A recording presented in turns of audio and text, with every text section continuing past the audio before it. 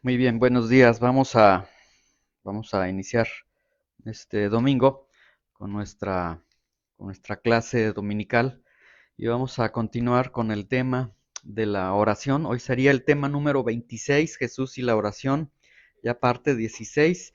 De hecho, hoy estaremos concluyendo este apartado de la oración del Señor, este apartado de la oración del Señor o la oración conocida como el Padre Nuestro, que yo prefiero que se le llame mejor la oración del Señor. Hoy estaremos concluyendo última parte de esta oración y en las siguientes sesiones continuaremos abordando algunos temas más que serán necesarios en cuanto a la oración. Entonces hoy tenemos este tema, Jesús y la oración, y hoy estaremos particularmente en Mateo capítulo 6, versículo 13, no nos metas en tentación, mas líbranos del mal, ¿sí? Muy bien, vamos a comenzar. Dice Mateo capítulo 6, versículo 33, y no nos metas en tentación, mas líbranos del mal, porque tuyo es el reino y el poder y la gloria por todos los siglos. Amén. ¿Sí?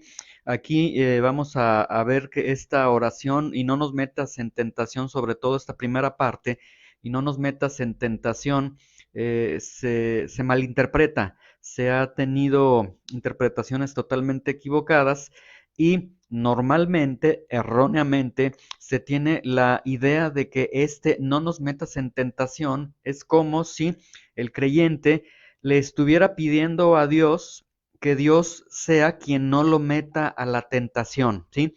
Y de esta forma, si se tiene esta percepción, que es una percepción totalmente equivocada, porque Dios, vamos a ver ahorita que Dios nunca va a colocar a nadie en la tentación, pero normalmente se tiene esta idea de que el creyente le tiene que pedir a Dios, Señor, sé tú quien no me mete en tentación, porque si me metes en tentación, yo voy a pecar y si yo peco, realmente yo no tengo la culpa. Tú tienes la culpa porque tú me estás colocando en una circunstancia que puede dar lugar al pecado y entonces se tiene esta errada percepción, ¿sí?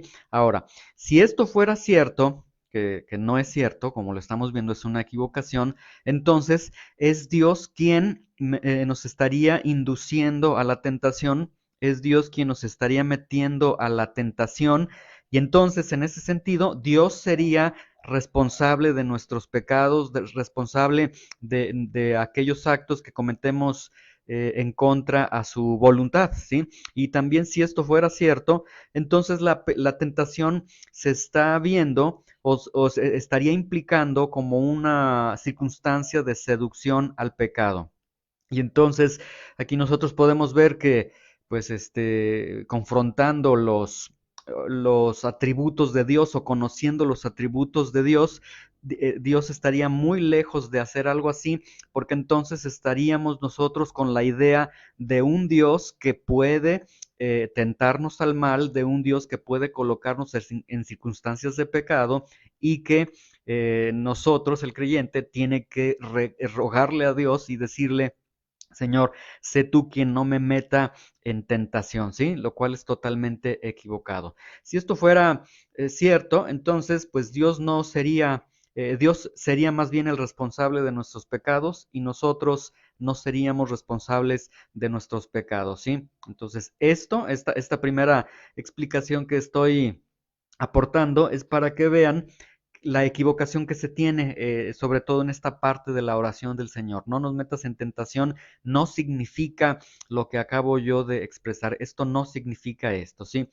Vamos a ver entonces qué significa no nos metas en tentación. No nos metas en tentación, bueno, necesitamos nosotros entender y tener otros textos paralelos en la Biblia para ver que, por ejemplo, Santiago 1:13 dice que cuando alguien es tentado, no diga que es tentado de parte de Dios, porque Dios no puede ser tentado por el mal y Dios no tienta a nadie, ¿sí? Y aquí esta palabra tentado que aparece aquí en Santiago 1:13 tiene la idea de ser inducido al mal. Entonces, Dios no induce a nadie al mal, ¿sí? Algunos dicen, Señor, es que tú pusiste a esta persona en mi camino, es que tú pusiste estas circunstancias en mi camino, sabes que tengo esta debilidad y luego me pones en esta plataforma, entonces, Señor, tú eres quien tiene la culpa. No, la Biblia está diciendo que Dios no puede ser tocado, inducido por el mal, tentado por el mal, y Él tampoco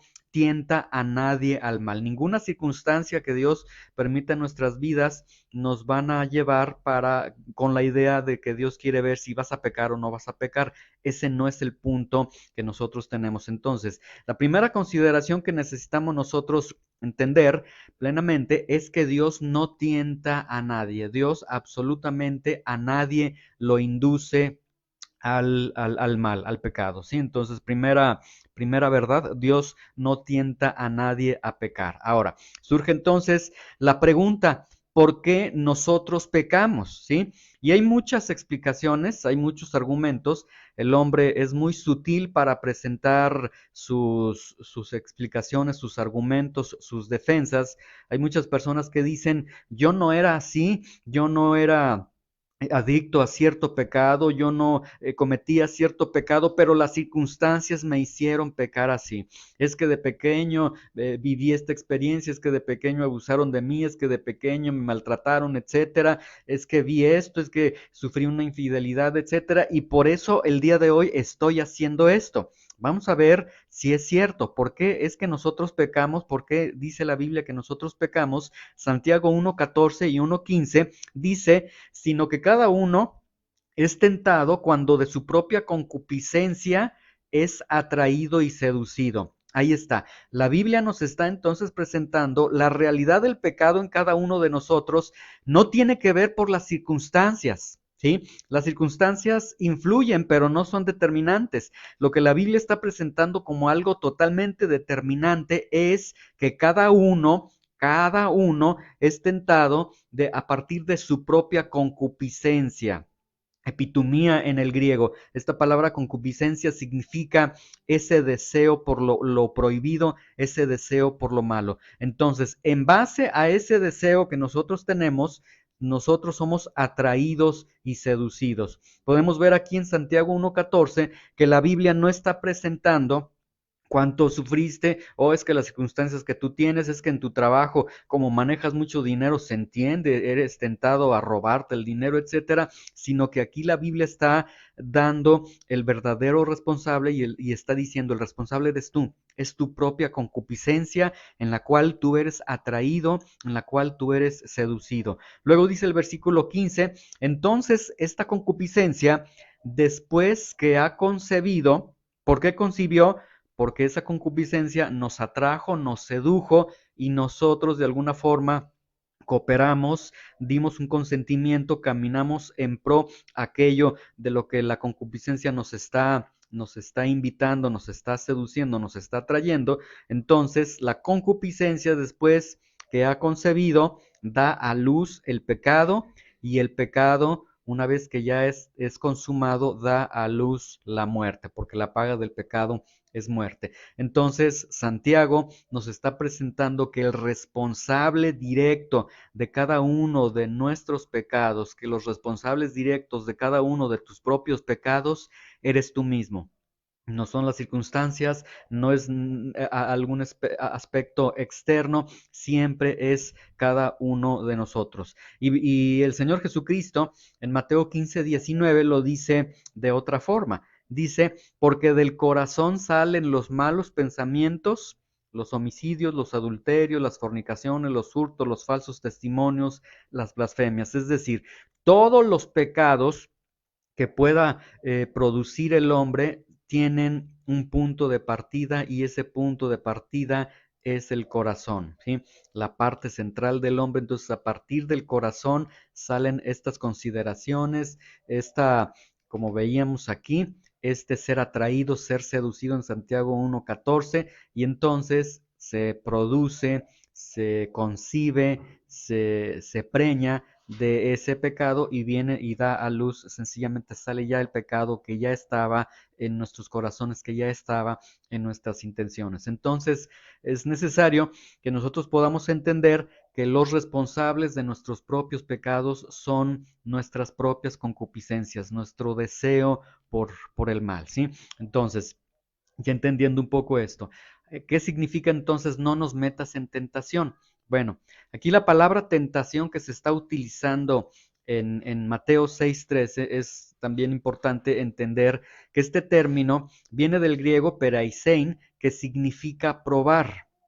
Y este probar es un término neutro, al igual que en Santiago también viene una parte donde se está refiriendo a un término neutro que tiene que ver con probar, ¿sí? De hecho, cuando se lee que Jesús estuvo en el desierto y que fue tentado, realmente es una mala traducción. La palabra correcta tuvo que haber sido que Jesús fue probado, porque Jesús no es tentado para el mal, ¿sí? Sino que él tuvo que haber sido probado. Entonces, esta palabra que se utiliza cuando Jesús está en el desierto, en esta prueba, también es la misma palabra peraisein, que significa probar, y es un término neutro, ¿sí? Entonces, vemos, ya lo dijimos hace unos momentos, Dios no tienta a pecar a nadie. Pero lo que sí sucede es que Dios sí somete a prueba a las personas, ¿sí? Dios no te va a tentar a pecar, pero Dios sí va a someter a prueba tu fe. Y de ejemplo de ello tenemos a Job, por ejemplo, tenemos a Pedro, cuando el Señor Jesucristo le dice, Satanás ha pedido, te quiere zarandear, y lo ha pedido, se le ha concedido esa petición, y yo he orado para que tu fe no falte, para que en medio de esa prueba tú salgas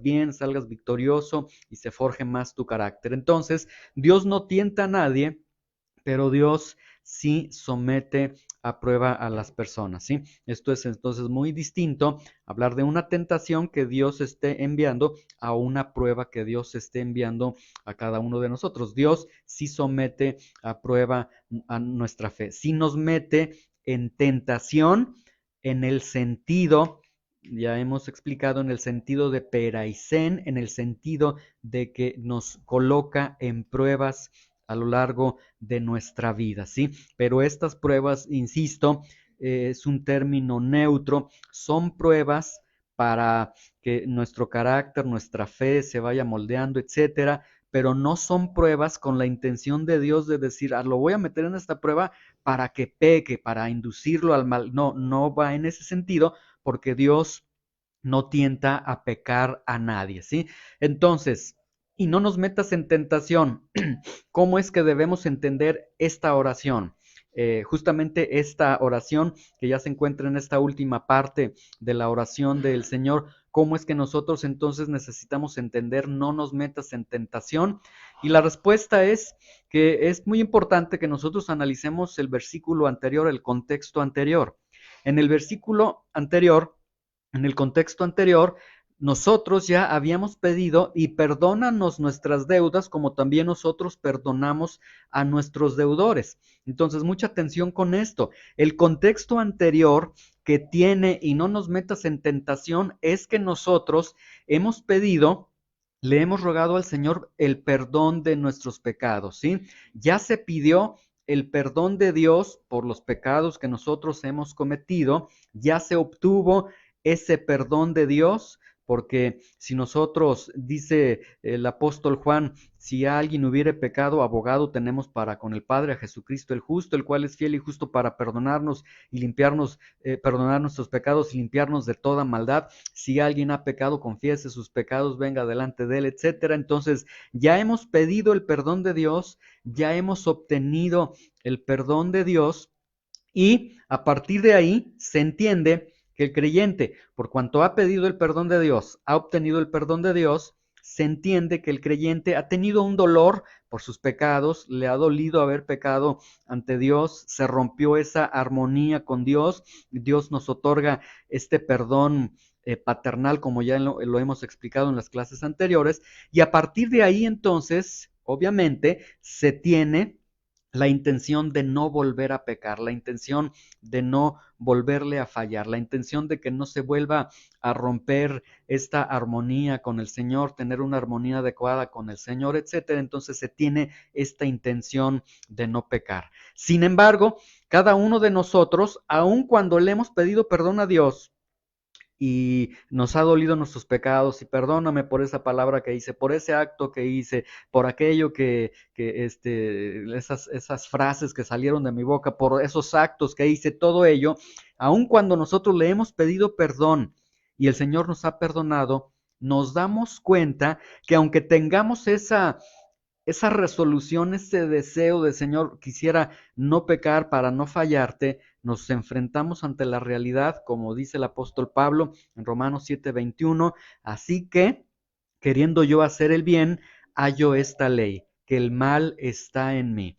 Y entonces nos damos cuenta que en cada uno de nosotros, por un lado, hay un deseo de agradar a Dios, de apartarnos de la maldad, de impregnarnos del Señor, de caminar con Él, pero nos damos cuenta que hay una ley en nuestra propia vida, que el mal está en nosotros, que puedo yo incluso estar leyendo la Biblia y me pueden venir pensamientos pecaminosos, que estoy caminando con Dios y puedo ser tentado a la ira, al resentimiento, a maldecir, etcétera, a tantos pecados que podemos ser tentados, y nos damos cuenta que entonces el mal sigue estando en nosotros. Entonces, en ese sentido, y no nos metas en tentación. Entonces, para ir entendiendo a qué se refiere no nos metas en tentación, bueno, veamos que tenemos esta realidad, que la ley, que el mal está en nosotros. Bueno,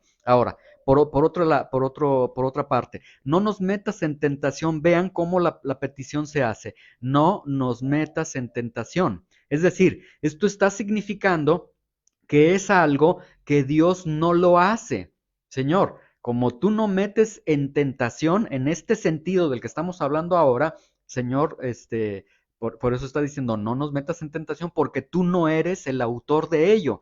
Y si Dios no hace eso, Dios no está ahí. Entonces, esta expresión, no nos metas en tentación, nos está implicando que la tentación a la que entonces se está refiriendo el Señor Jesucristo en Mateo 6:13 es aquel lugar, aquellas circunstancias en las que Dios no promueve, a las que Dios no induce y en las que Dios no está ahí, en el sentido de que no está su protección, no está su ayuda, porque Dios es omnipresente y está en todo lugar, pero no está su presencia de manera especial cuidándonos, protegiéndonos del pecado. Entonces, esta tentación, ahora entonces estamos entendiendo que la hermenéutica de este texto, que la hermenéutica de tentación en Mateo 6:13, nos está refiriendo a la posibilidad de ser seducidos por el pecado. O sea, es entonces una oración en la que, Señor, no permitas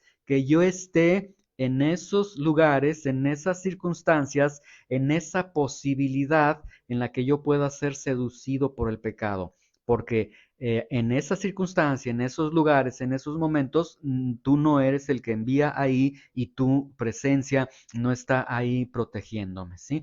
Recordemos, Romanos 7:21 nos está diciendo, el mal está en cada uno de nosotros, ¿sí? En cada uno de nosotros, hasta que nosotros partamos con el Señor, esta carga del pecado va a estar en nuestras vidas y en esta tierra, en esta vida, aunque tengamos un corazón que quiere buscar a Dios, siempre vamos a luchar con esta ley. El mal está en mí. Siempre quiero amar al Señor, pero hay una tendencia hacia el pecado. Quiero amar al Señor, pero hay una inclinación hacia el pecado. Entonces tenemos esta lucha en nosotros y entonces por eso el Señor está diciendo, le van a pedir a mi Padre que no les meta en tentación, ¿sí? Entonces, esta palabra tentación tiene la idea de nuestro propio corazón desde el punto de vista de un corazón corrompido, de un corazón bajo una naturaleza caída, de un corazón en la cual el mal sigue operando y el mal está en mí, ¿sí? Entonces, esta tentación a la que se está refiriendo, el Señor nos está advirtiendo a tener una desconfianza de la propia capacidad de cada uno de nosotros de resistir tentaciones. ¿Sí? Dicho en otros términos, y no nos metas en tentación, sería como pedirle al Señor, no permitas que dé lugar, que sea yo el que dé lugar a situaciones que me lleven a pecar, ¿sí? Esta es la explicación que tenemos de y no nos metas en tentación, de tal forma que el mal está en nosotros, no es Dios el que tienta, como ya hemos visto, por lo tanto, no es Dios el autor, o sea, no se debe concebir en el sentido de que, Señor, te tengo que pedir que no me metas en tentación, porque el que me mete en tentación eres tú. No, Dios no te coloca en situaciones en las que tú, por esta ley que está operando en ti, por el mal que está en ti, por la debilidad que tienes, por las inclinaciones al pecado que tienes, Dios no es el que te coloca en esos lugares, en esos momentos, con esas personas, en esas circunstancias, que cuando tú estés ahí te pueden llevar, te pueden seducir, te pueden arrastrar, te pueden llevar al pecado, ¿sí? Entonces, no nos metas en tentación, es anticiparse y decir, Señor, ayúdame a que yo mismo me aleje, evite esas situaciones que tú sabes que a mí me pueden afectar, ¿sí? Y esto entonces no está hablando de un apoyo cuando estamos bajo tentación. Esto no significa, Señor, estoy tentado a robarme este dinero, estoy tentado a pelearme con tal persona, no, sino que esto más bien es una oración preventiva, una oración en la que le estamos pidiendo, Señor, este día, Señor, tú conoces que el pecado mora en mí, tú conoces que hay una ley, el mal está en mí, tú conoces mis debilidades, tú conoces los puntos débiles que yo tengo, tú conoces, Señor, lo que mi carne desearía, los pecados que mi carne desea, Señor, pues entonces ayúdame a que yo evite esos lugares, Señor, ¿sí? Si, por ejemplo, alguien lucha con el pecado de la glotonería, pues Señor, evítame a no estar a un lado de la pastelería, a no estar en un lugar donde hay comida suficiente, donde puedo tener acceso a la comida, etcétera. Entonces, aquí el punto es que el mismo creyente tiene que cuidarse, tiene que vigilar y tiene que pedirle al Señor, ayúdame a evitar cualquier punto, cualquier circunstancia, cualquier lugar, cualquier persona que me pueda inducir al pecado, ¿sí? Y esto entonces significa que nosotros tenemos una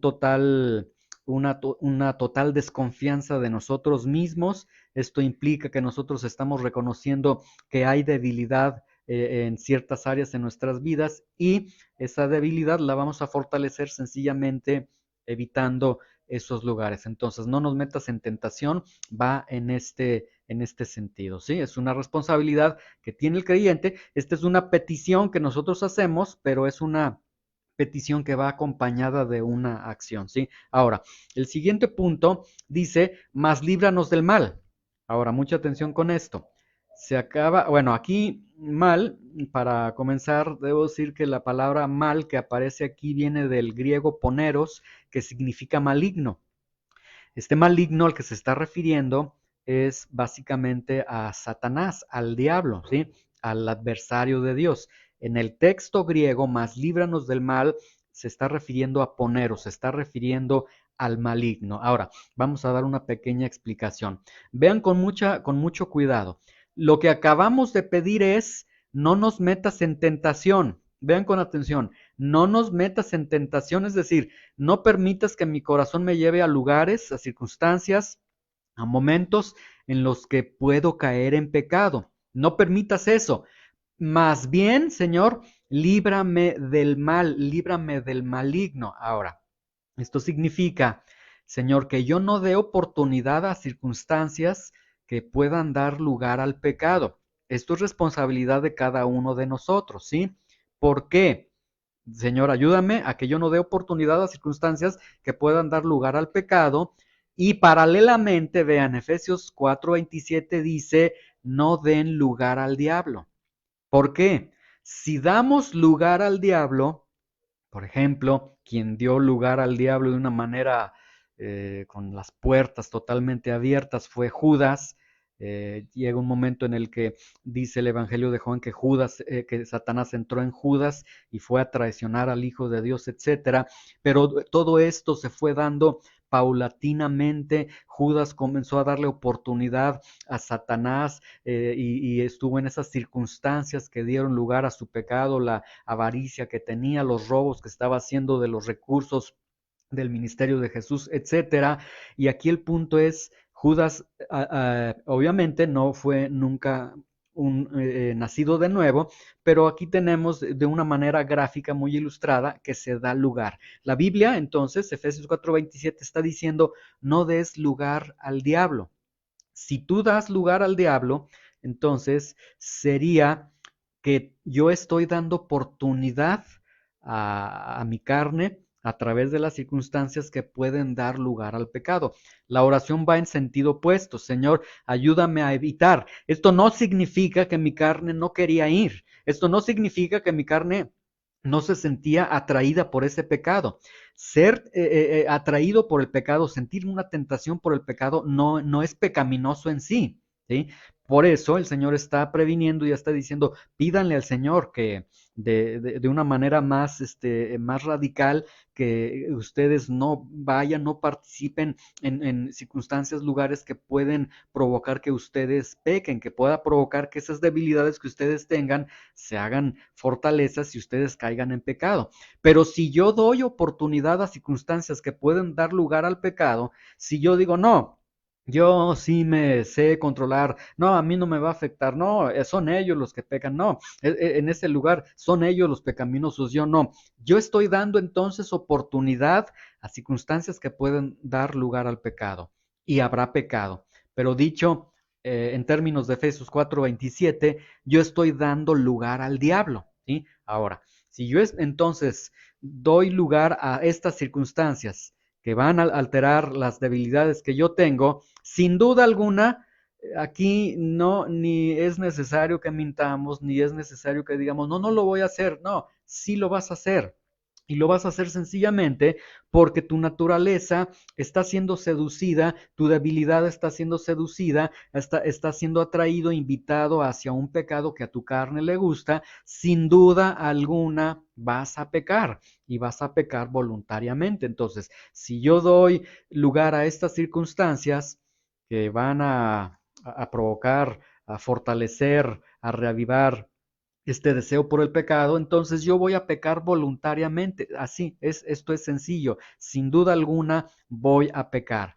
Y si yo peco voluntariamente, entonces sería muy absurdo decirle, ay Señor, he pecado, Señor, pero líbrame del maligno. Pues ¿cómo pedimos ser librados del maligno, de la obra de Satanás en nuestras vidas, si nosotros mismos no nos hemos cuidado? Ahora, aquí quiero que vean algo muy importante, y hay una correlación entre el pecar y la obra de Satanás, ¿sí? Aquí lo que nosotros podemos ver es que cuando yo peco voluntariamente, y si yo peco voluntariamente es porque yo estoy permitiendo esos lugares, esas circunstancias que yo debería de evitar, y que de hecho el Señor Jesucristo me dice, ora y pídele al Padre que no te meta en tentación, en el sentido de que que seas tú quien no va a lugares pecaminosos, a lugares donde puedes tú ser movido a pecar. Si yo entonces peco voluntariamente, vean que entonces estoy dando lugar al diablo, y aquí entonces hay un principio bíblico. Si hay pecado en mi vida, se da una pauta para que Satanás, el maligno, pueda entonces obrar en la vida del creyente de manera obviamente contraria a la voluntad de Dios, pueda el creyente entonces tener esta influencia o estos ataques. Y lo peor de todo es que el creyente no podría decir, Señor, líbrame del mal, porque pues él no se ha guardado con no nos metas en tentación. Él ha dado lugar al pecado, el pecado da lugar a la muerte, el pecado da lugar al diablo, y dar lugar al diablo entonces, aquí ya nos meteríamos en terrenos de aspectos legales en donde el diablo podría decir, pues ese creyente está pecando y por ese pecado entonces yo tengo autoridad y tengo derecho a poder obrar en contra de él en su vida, ¿sí? Ciertamente Juan dice que no somos tocados por el diablo, pero en primero de Juan, pero todo el énfasis es que los hijos de Dios viven en la luz, caminan en la voluntad de Dios. Entonces, esto se deriva esta correlación que tenemos del obrar de Satanás en contra de los creyentes, cuando estos creyentes le están dando lugar al diablo a través de un pecado voluntario en sus vidas. Y ese pecado voluntario lo están realizando porque no están cuidando esas circunstancias, no están rogándole al Señor, no nos metas en tentación. Entonces, podemos ver aquí que no nos metas en tentación tiene que ver conmigo, tiene que ver con mi corazón, tiene que ver con esa ley de que el mal está en mí, esa inclinación del mal que tengo todavía en mi ser porque estoy bajo un cuerpo corrupto, etcétera, una naturaleza vieja, etcétera. Y por otro lado, líbranos del mal, tiene que ver con el maligno. Y entonces aquí, vean, tenemos dos aspectos totalmente dramáticos. Nuestro corazón es engañoso, ¿quién lo conocerá?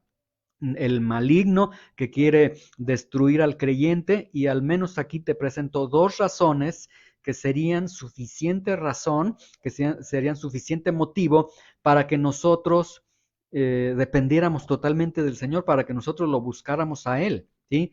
¿Por qué necesitamos buscar al Señor? Porque tenemos un corazón malvado, un corazón malicioso, un corazón corrompido, un corazón que engaña, un corazón que quiere el pecado, y además vivimos inmersos en una atmósfera de un mundo espiritual de demonios donde cada demonio quiere estar destruyendo la obra de Dios en el corazón de cada uno de nosotros. Entonces, esto, pues realmente creo que son razones bastas para que nosotros anhelemos y busquemos al Señor de una manera totalmente desesperada, ¿sí?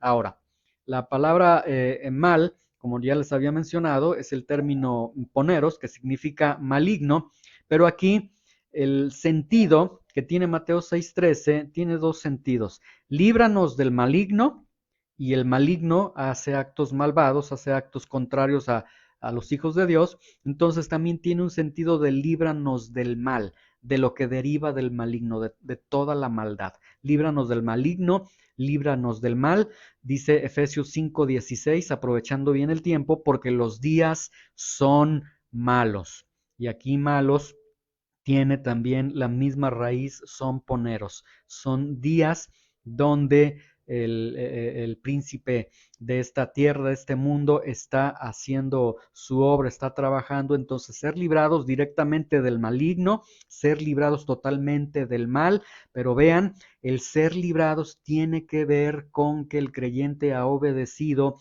y se ha apartado de aquellos lugares, de aquellas circunstancias que pueden llevarlo a pecar, ¿sí? Muy bien. Ahora, por último, dice la oración aquí en Mateo 6:13, porque tuyo es el reino y el poder y la gloria por todos los siglos. Amén. De esto realmente no vamos a comentar nada, porque esta es una adición que se coloca en la oración del Señor, en la oración del Padre Nuestro. En los textos más antiguos, en los textos originales, de hecho, no aparece esta doxología. Los escritores, a través del tiempo, trataron de cerrar esta oración con alguna doxología, lo cual, aunque no aparece en el texto original, no implica que no sea cierto de que el reino es del Señor, de que el poder es del Señor, que la gloria es del Señor por todos los siglos, pero esta parte, porque tuyo es el reino y el poder y la gloria por todos los siglos, no aparece en el texto original. Muy bien, entonces esta sería la oración del Señor. Hoy estaríamos entonces concluyendo ya esta parte. En las siguientes sesiones estaremos hablando acerca de la oración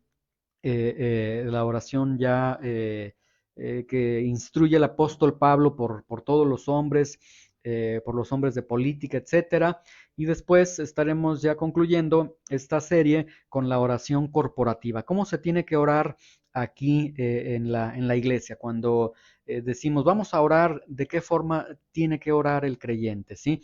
Porque aquí también se va a establecer cierto orden. Ok, vamos entonces a concluir esta clase.